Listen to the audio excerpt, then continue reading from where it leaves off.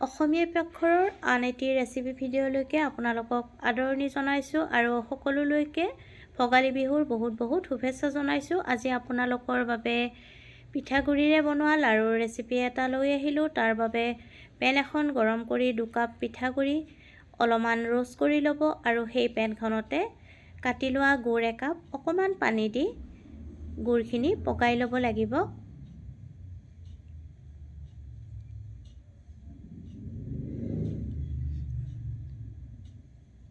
গুড়খিনি পগাই লোৱা হৈ গৈছে। ঠিক ভিডিঅ'টো দেখুৱাৰ নিচিনা হ'ব লাগিব গুড়খিনি। এতিয়া গেছৰ জুই নুমুৱাই দিব।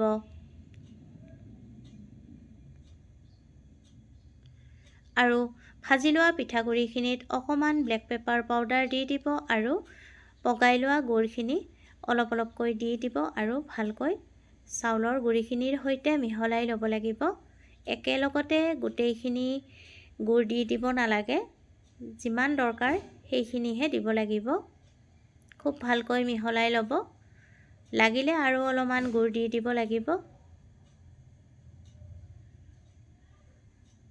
এতিয়া লাড়ুবোৰ বনাই যাব আৰু এয়া পিঠাগুড়িৰে বনোৱা লাড়ু ৰেডি হৈ গ'ল। ভিডিঅ'টো ভাল লাগিলে লাইক, কমেণ্ট, শ্বেয়াৰ আৰু চেনেলটো ছাবস্ক্ৰাইব কৰিব আহিলোঁ। ভিডিঅ'টো শেষলৈকে চোৱাৰ বাবে আপোনালোকলৈ বহুত ধন্যবাদ জনালোঁ।